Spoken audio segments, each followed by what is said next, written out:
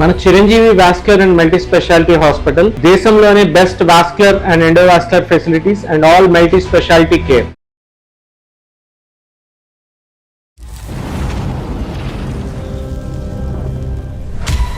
హెవీగా డ్రింక్ చేస్తాడు, డ్రింకే కాదు ఈవెన్ గుట్కాలు అలానే నమ్ముతూ అలానే వస్తాడు. మళ్ళీ నన్ను వచ్చి ఫిజికల్ గా చేయడము, 2 days వరకు చాలా నరకం అనుభవిస్తాను. 100% అందరినీ అన్ని సందర్భాల్లో సంతోష పెట్టగలిగేటటువంటి కెపాసిటీ, అనుభవం, వయస్సు నీకు లేవు. అడ్జస్ట్ అవ్వు అంటున్నారు. ఎన్ని రోజులు అడ్జస్ట్ అవ్వాలి? ఎంతకాలం అడ్జస్ట్ అవ్వాలి? తను ఫిజికల్ గా చేసిన తర్వాత 2 రోజులు నేను లేవలేను. ఆ పెయిన్స్ నరకం ఉంటుంది. ఎట్లా భరించాలి నేను? 4 గోడల మధ్య జరిగిన ఒక విషయాన్ని ఒక ఆడపిల్ల బహిరంగంగా ఇలా ఫోన్లో చెప్తోందంటే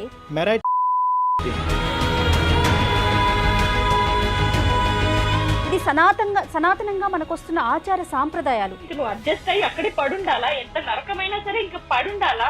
అక్కడే చచ్చిపోవాలా? ఊరంతా నా గురించి ఇది తిరిగిపోతుంది, కొన్నైతే చెప్పుకోలేము. అంత గలీజ్గా మా ఊరు మొత్తం ప్రచారం చేశారు.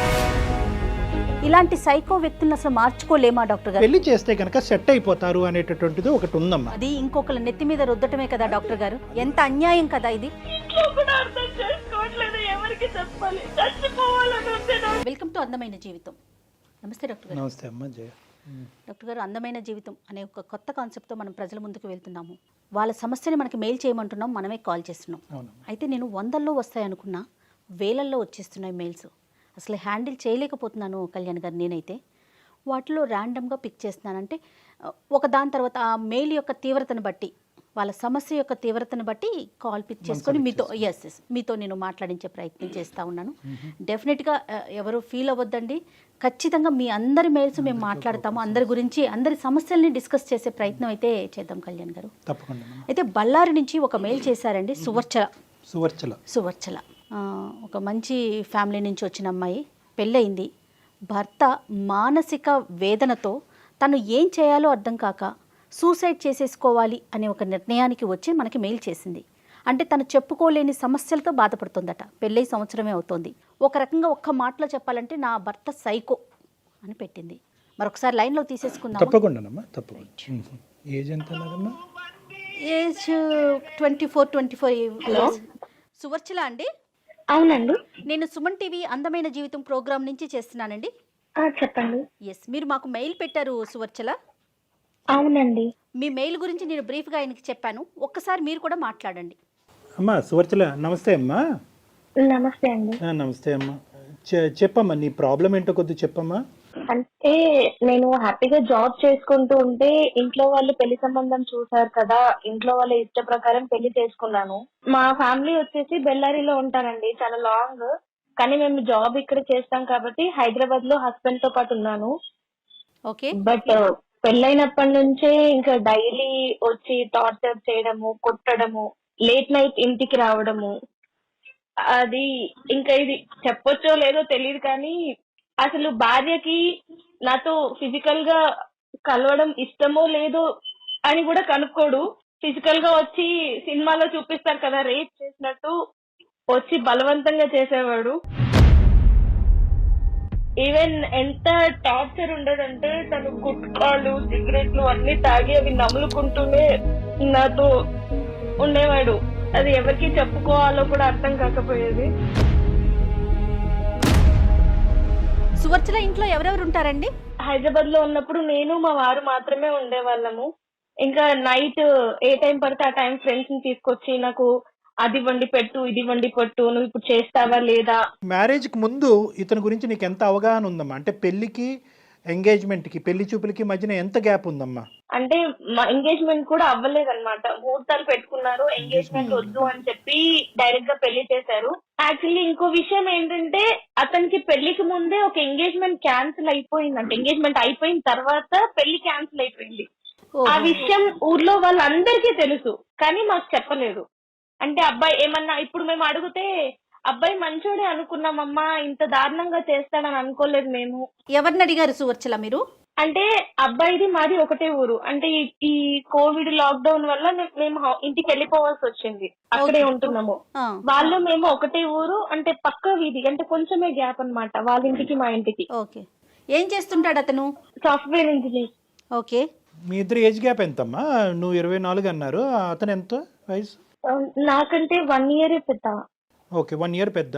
ఇంతకుముందు అతను ఎంగేజ్మెంట్ మ్యారేజ్ వరకు కూడా ఎందుకు వెళ్ళలేదు అన్నది మనకి ఏమైనా ఇప్పటికైనా ఏమైనా తెలిసిందమ్మా? ఏమైనా ప్రత్యేకమైనటువంటి కారణాలు ఏమైనా ఉన్నాయా?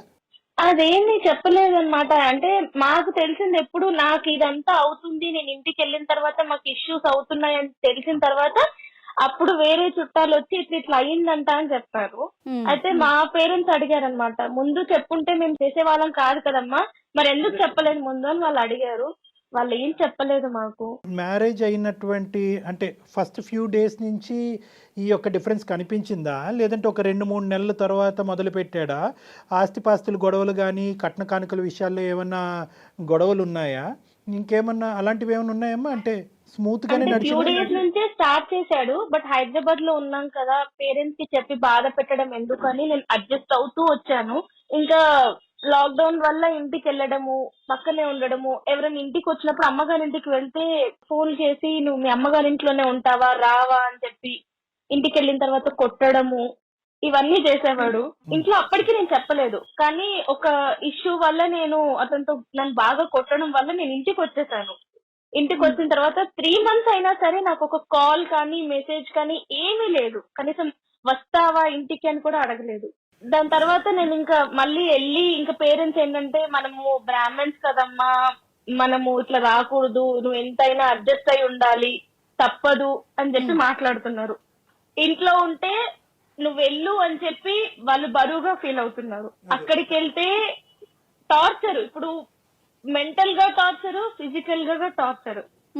అరే ఇష్టం లేకుండా ఎవరు ముట్టుకున్నా మనకి ఉంటది, భర్త కూడా ఇష్టం లేకుండా ముట్టుకుని టార్చర్ చేస్తుంటే ఎలా ఉండాలి నేను? కాదు సువచ్చల, మీ మీద అతనికి ఏదైనా అనుమానం ఉన్నట్లుగా మీకు తెలిసిందా ఎక్కడైనా? ఆ కోణం ఏమన్నా ఉందా? అనుమానం అన్నట్టు ఏం బిహేవ్ చేయడు. వస్తాడు, ఇంకా తన ఇష్టం అన్నమాట, నాకు ఇది కావాలి, నువ్వు చేస్తావా లేదా అంతే. ఇంకా ఎందుకు చేస్తున్నావు అంటే నా ఇష్టం, డ్రింక్ ఇలానే చేస్తాడు, మాట్లాడతాడు. డ్రింక్ చేస్తాడు, హెవీగా డ్రింక్ చేస్తాడు. డ్రింకే కాదు, ఈవెన్ గుట్కాలు అలానే నమ్ముతూ అలానే వస్తాడు ఇంట్లోకి. అసలు నాకు సిగరెట్ ఎవరైనా దూరంగా తాగుతుంటే కూడా అలా అసలు అక్కడ ఉండను, చుట్టుపక్కల కూడా ఉండను. అలాంటిది ఆ స్మెల్ మళ్ళీ నన్ను వచ్చి ఫిజికల్ గా చేయడము, 2 days వరకు చాలా నరకం అనుభవిస్తాను. మీ అత్తవారింట్లో ఏమన్నా మీరు ఈ విషయాన్ని ఎక్స్ప్రెస్ చేసే ప్రయత్నం చేశారా సువచ్చల? చెప్పాను, వాళ్ళు కూడా ఏం మాట్లాడట్లేదు, వాళ్ళ అబ్బాయికే సపోర్ట్ చేస్తున్నారు. ఉండాలమ్మా, అడ్జస్ట్ అవ్వాలి, ఏం చేస్తావు, మొగుడంటే పడుండాలి, ఎందుకు పెళ్లి చేసుకున్నావు కదా భరించు, ఏం చేస్తావు అని మాట్లాడుతున్నారు. మళ్ళీ ఏమో ఇప్పుడు కొత్తగా స్టార్ట్ చేసింది ఏంటంటే ఇంటికి వెళ్ళిన తర్వాత నుంచి నాకు కట్నం తెచ్చివు, నాకు 10 లక్షలు తెచ్చివు, నాకు ఇప్పుడు కావాలి, మీ డాడీని అడుగు, మీ అమ్మని అడుగు. ఇంకెంత దారుణం అంటే మాది జాయింట్ ఫ్యామిలీ. మా ఇంట్లో మా మామ కొడుకు నాకు మరత అవుతాడు.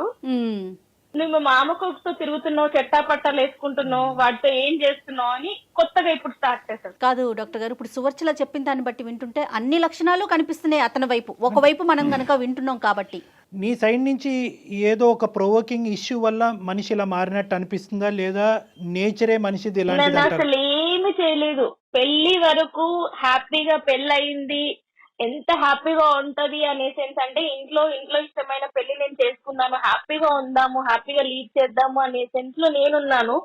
కానీ అయిన తర్వాత మొత్తం నా లైఫ్ అనేది చేంజ్ అయిపోయింది. అడ్జస్ట్ అవ్వు అంటున్నారు. ఎన్ని రోజులు అడ్జస్ట్ అవ్వాలి, ఎంతకాలం అడ్జస్ట్ అవ్వాలి? నువ్వు మానసికంగానే కాదు, ఫిజికల్ గా శారీరకంగా కూడా నన్ను హింసిస్తూ ఉంటే ఎన్ని రోజులు భరిస్తాము? ఎట్లా అంటే తను ఫిజికల్ గా చేసిన తర్వాత 2 రోజులు నేను లేవలేను, పెయిన్స్ నరకం ఉంటుంది, ఎట్లా భరించాలి? ఊరుకోండి సువచ్చల.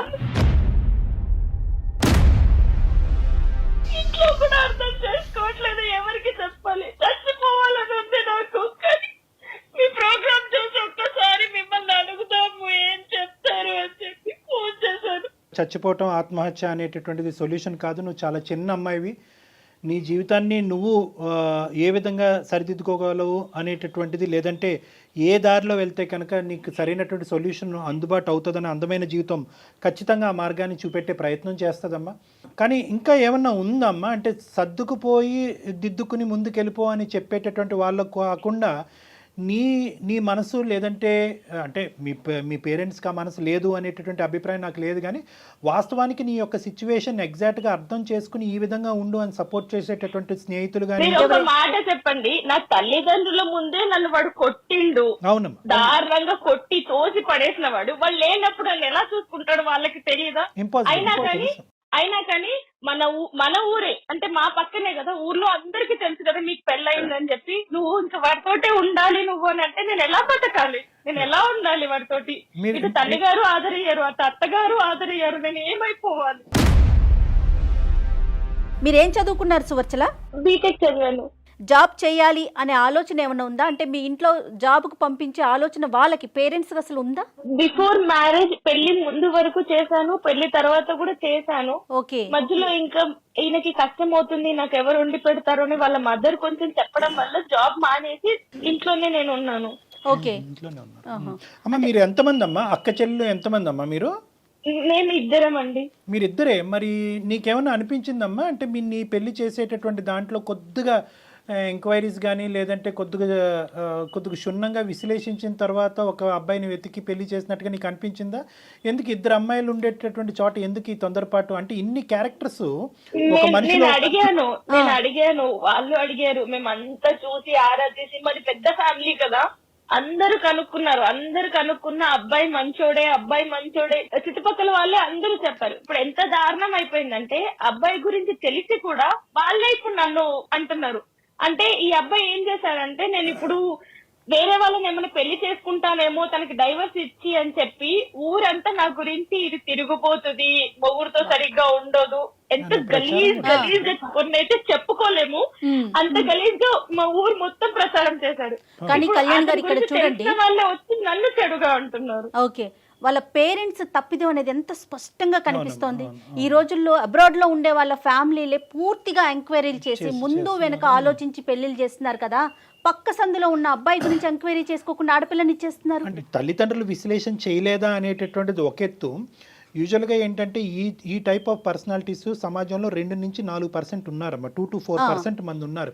వీళ్ళు బయటకు దేవుళ్ళ కనిపిస్తూ ఉంటారు, ఇంట్లో దెయ్యంలాగా రాక్షసులాగా ప్రవర్తిస్తారు. సో అంటే బయటికి కనిపించేదే సమాజం నమ్ముతుంది.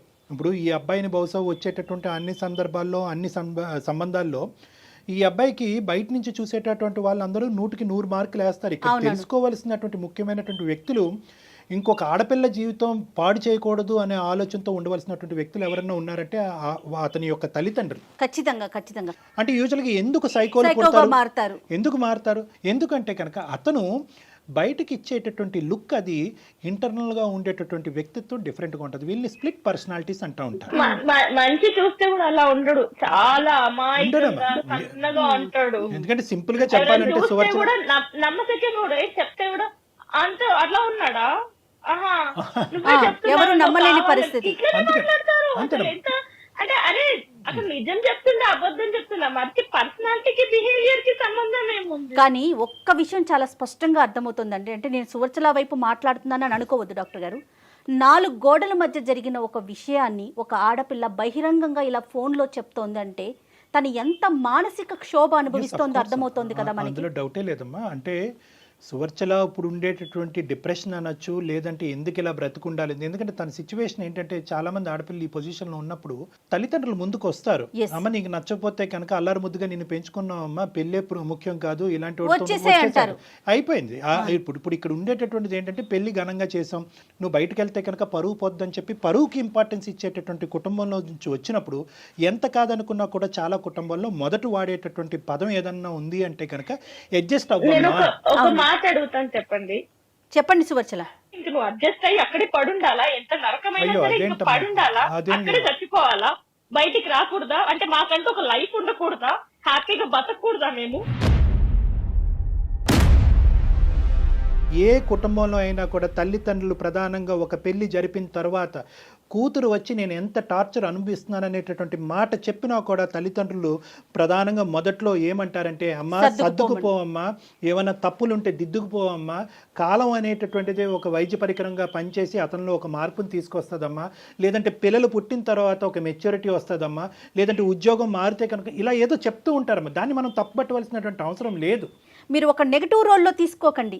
ఇలాంటి విషయాన్ని కనుక మీకు చెప్తున్నారంటే ఇది సనాతనంగా మనకు వస్తున్న ఆచార సాంప్రదాయాలు. తర్వాత ఇప్పటి వరకు మీరు చెప్పింది ఒక ఎత్తు, ఇది నాణ్యానికి ఒక వైపే, ఇంకొక వైపు ఒక స్టెప్ వేసి ఆలోచించండి. నేను వాళ్ళకి చెప్పాలి అనుకుంటే ఎప్పుడూ చెప్పేదాన్ని హైదరాబాద్ లో ఉన్నప్పుడే. అది కూడా వాళ్ళకి నేను చెప్పకుండానే మా హస్బెండ్ ద్వారానే, ఎవరైతే ఇప్పుడు నన్ను ఇంత టార్చర్ చేస్తున్నారో తన ద్వారానే మా ఇంట్లోనే తెలిసింది వాళ్ళకి. అంటే నన్ను అంత టార్చర్ చేసిన విషయం వాళ్ళు కళ్ళారా చూసిన తర్వాత కూడా ఎట్లా ఉండమని చెప్తారు. చూసారు, అప్పుడు అడిగారు నన్ను, ఏంటి ఇప్పుడు ఒక్కసారి ఉందా, ఎప్పటి నుంచి ఉండంటే అనుభవిస్తున్నానని మీకు చెప్పలేదు అని కూడా చెప్పాను. ఇలాంటి సైకో వ్యక్తులను అసలు మార్చుకోలేమా డాక్టర్ గారు? మార్పు తీసుకురాలేమా మనం? సైకోలు అసలు ఎందుకు పుడతారు, ఎందుకు ఇలా వ్యవహరిస్తారు అంటే కనుక ఖచ్చితంగా చాలా వరకు ఈ 2 నుంచి 4% పాటు ఉండేటటువంటి వ్యక్తులకి ప్రధానమైనటువంటి కొన్ని లక్షణాలు ఉంటాయి. ఒకటి ఏంటంటే వీళ్ళకి తాగుడు అనేది ఒకటి ఉంటుంది. సో ఆ తాగుడు ఏంటంటే వాళ్ళలో ఉండేటటువంటి విచక్షణ అనేది పోతుంది. ఆల్రెడీ వాళ్ళకి సైకోయిజం అంటే కనుక విచక్షణ అనేటటువంటి తక్కువ స్థాయిలో ఉంటుంది కాబట్టి డ్రింక్ చేస్తే ఇంకా అది పూర్తిగా పోతుంది. 2 చెడు వ్యసనాలు, చెడు స్నేహాలు, చెడు ఆలోచన శైలి, ఈ 3 కంటెంట్ ఉంటాయి. ఈ 3 కంటెంట్ చాలా వరకు ఏంటంటే పెరిగిన వాతావరణం, పెంపకం అని అంటూ ఉంటారు. ఎందుకు నేను ఇక్కడ పెంపకం అనే మాట అంటున్నానంటే కనుక ఇప్పుడు సువర్చల చెప్పినటువంటి ఈ గుణాలన్నీ కూడా, ఈ లక్షణాలన్నీ కూడా బహుశా తల్లిదండ్రులు చూడలేదంటారా? వాళ్ళ అబ్బాయిలు ఇన్ని సంవత్సరాలు చూడలేదంటారా? ఖచ్చితంగా చూసుంటారు. కానీ మన సంప్రదాయంలోని లేదంటే మన యొక్క దాంట్లో ఏంటంటే అబ్బాయికి కానీ లేదంటే కొన్ని సందర్భాల్లో అమ్మాయికి కానీ ఒక చెడు వ్యసనం కానీ, చెడు అలవాట్లు కానీ, చెడు పద్ధతులు కానీ, మానసిక పరిస్థితులు కానీ ఇలాంటివి ఉంటే కనుక పెళ్లి చేస్తే కనుక సెట్ అయిపోతారు అనేటటువంటిది ఒకటి ఉందమ్మా. అది ఇంకొకరు నెత్తి మీద రుద్దటమే కదా డాక్టర్ గారు? అంతే, ఎంత అన్యాయం కదా ఇది. అర్ధరాత్రి పూట వచ్చి ఫ్రెండ్స్ తీసుకొచ్చి చికెన్ వండు అంటాడు. చికెన్ ఉండదు ఇంట్లో, చికెన్ వండు అంటాడు. వాళ్ళ ఫ్రెండ్స్ ముందే నాతో గలీజ్ గా బిహేవ్ చేస్తారు. ఇప్పుడు ఫ్రెండ్స్ ముందే ఒక హస్బెండ్ వాళ్ళ వైఫ్ తో ఇట్లా బిహేవ్ చేస్తుంటే వాళ్ళు నాతో ఎట్లా బిహేవ్ చేస్తారనే ఫ్రెండ్స్ ఒక్కసారి కూడా ఆలోచించలేదు. అంటే వాళ్ళు ఎలా చూస్తారు అన్నప్పుడు. ఇప్పుడు ఒక శాడిజము, సైకోయిజము, టార్చరిజం అనేటటువంటి పదాలకు సంబంధించినటువంటి అన్ని బాక్సులు మా చేత టిక్ పెట్టించామమ్మా. ఈ రోజు ఏదో ఒక యాంగిల్ అంటే కనుక ఈ ప్రయత్నం చేద్దాం, ఆ కౌన్సిలింగ్ చేద్దాం, మనిషిని మారుద్దాం, మనిషిని మా దగ్గర తీసుకురండి, లేదంటే నువ్వు ఇలా వ్యవహరించమ్మా అని చెప్పచ్చు. కానీ ఈరోజు నువ్వు ఉండేటటువంటి దుస్థితి ఎలా ఉందంటే ఇమోషనల్ అబ్యూస్ ఉంది, మానసికంగా చంపేస్తున్నాడు. ఈ అమ్మాయి కరెక్ట్ కాదని చెప్పి ప్రచారం చేస్తున్నాడు, ఈ అమ్మాయి క్యారెక్టర్ కరెక్ట్ కాదని ప్రచారం మానసికంగా హింసిస్తున్నాడు. అంటే భార్యాభర్తలకు సంబంధించినటువంటి సంబంధంలో ఈ అమ్మాయిని మెరైట్ అంటారు దీన్ని. ఇప్పుడు ఆ అమ్మాయి చెప్పింది ఏంటంటే ఫిజికల్ అబ్యూస్ కూడా, అంటే చిన్న వాటికి నా మీద చేయి చేసుకుంటున్నాడు.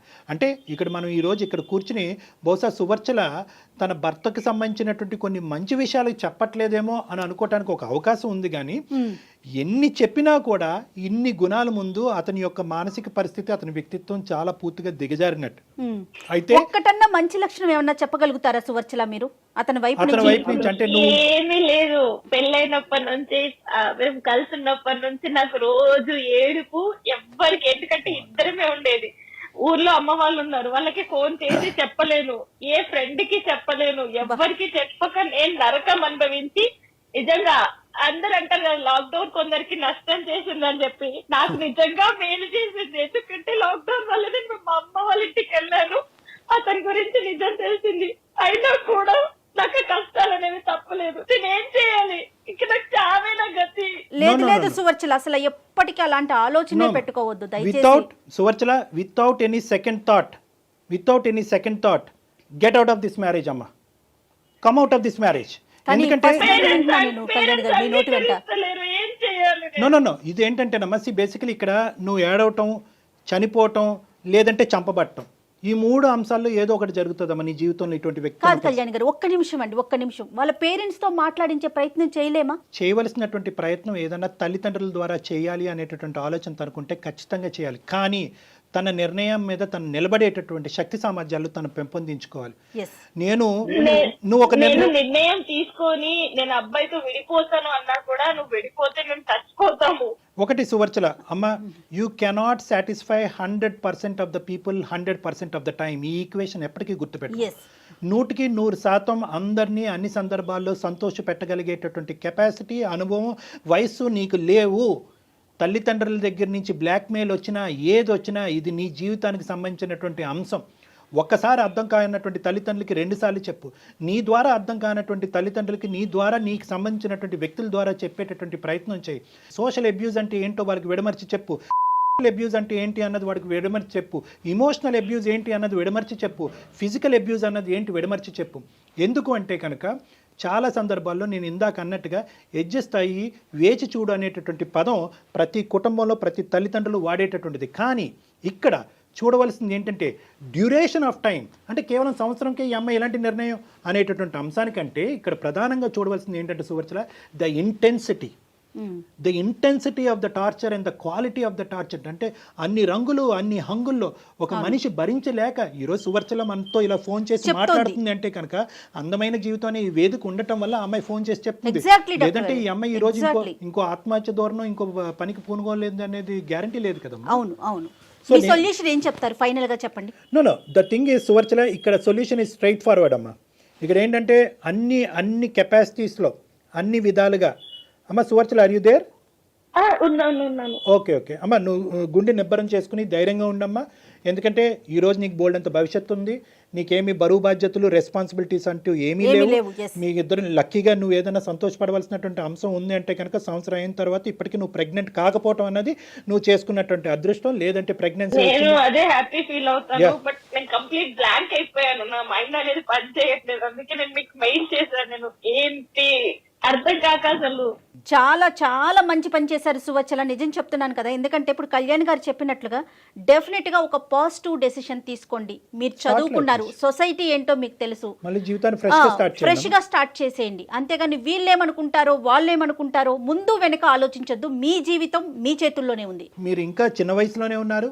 ఇది ఒక పీడకల్లా మర్చిపోవాలి అనేటటువంటి ఉద్దేశం మా అందరికీ ఉంది. కాబట్టి ఎటొచ్చి మీకు ఏదైనా అడ్డం ఉంది అంటే కనుక ఏ విధంగా మీ తల్లిదండ్రుల్ని కన్విన్స్ చేయాలి అన్నది ఒక్కటే ఇక్కడ మీ సమస్య. కాబట్టి మీరు ఇమోషనల్గా ఉన్నారు. చాలా ఇమోషనల్గా ఉండటం వల్ల ఏమవుతున్నారంటే మీరు అనుభవించినటువంటి కంటెంట్ ఏదైతే ఉందో అది మీ పేరెంట్స్కి సరిగ్గా కమ్యూనికేట్ చేయలేకపోతున్నారేమో. కన్ఫ్యూజ్. వయసు చిన్నదమ్మా, అనుభవం చిన్నది. ఒక సంవత్సరం అన్ని రకాలుగా చెప్పాను, వినట్లేదు. ఇప్పుడు వాళ్ళు వినకపోతే నేనేం చేయాలి? ఇంకెంత పచ్చిగా చెప్పాలి? పేరెంట్స్ కి ఎవరైనా అంత పచ్చిగా చెప్తారా? అరే నా మొగుడు ఇలా చేస్తున్నాడు అని చెప్పి ఎవరైనా చెప్పుకుంటారా? అయినా చెప్పినా కూడా వినట్లేదు. అమ్మ ఇక్కడ ఏదన్నా కూడా you have to take a stands అమ్మా. నేను సింపుల్గా చెప్తున్నాను, నువ్వు గుండె నిబ్బరం చేసుకుని ధైర్యంగా ఉండు. తల్లిదండ్రులకి చెప్పేటటువంటి విధాలుగా అన్ని విధాలుగా నువ్వు ప్రయత్నం చేయి. ఎవరైతే కనుక వాళ్ళ మాట వింటారో వాళ్ళ ద్వారా చెప్పేటటువంటి ప్రయత్నం చేయి. లాస్ట్ అండ్ ఫైనల్ నువ్వు ఇంకొకటి కూడా చెప్తానమ్మా. బహుశా నీ తల్లిదండ్రులకి నువ్వు కన్వే చేసిన తర్వాత మీ తల్లిదండ్రులు అటువైపు తల్లిదండ్రులు ముందుకొచ్చి జస్ట్ ఫర్ దేర్ సాటిస్ఫాక్షన్, వాళ్ళ సంతోషం సంతృప్తి కొరకు మీరిద్దరూ మ్యారేజ్ కౌన్సిలింగ్కి వెళ్ళి ఒక్కసారి ఆఖరి అవకాశం ట్రై చేయండి అని చెప్తే దానికి కూడా నేను రెడీగా ఉన్నానమ్మా. అది కూడా నువ్వు ఏకీభవించి నువ్వు ఇలా వెళ్దాము, ఇది ఒకసారి ట్రై చేద్దాం అనే ఉద్దేశం నీకు ఉంటే కనుక will try that. Otherwise will close that door also. Second కాకుండా ఫస్ట్ చెప్పారు కదా, కొత్త లైఫ్ స్టార్ట్ చేయమని. ఓకే అమ్మా, ఆల్ ద బెస్ట్. కన్విన్స్ చేయడానికి డెసిషన్ తీసుకుంటాను. అలాగే తల్లి, అలాగేనమ్మా, షూర్. మీ పేరెంట్స్ కి ఎవరు చెప్తే వింటారో వాళ్ళతో చెప్పించే ప్రయత్నం చేయండి సువర్చల. రైట్, అదే ట్రై చేస్తాను. అంటే మీరు మాట్లాడిన తర్వాత కొంచెం చిన్న హోప్ వచ్చింది. Very good. కంటిన్యూ చేస్తాను. Thank you so much. కాల్లోనే కాదు సువర్చల, మీకు ఎప్పుడు ఎలాంటి అడ్వైస్ కావాలన్నా కూడా డెఫినెట్ గా మాకు పర్సనల్ గా మీరు మెయిల్ చేయొచ్చు. ఓకే అండి, thank you. Thank you Suvarchala.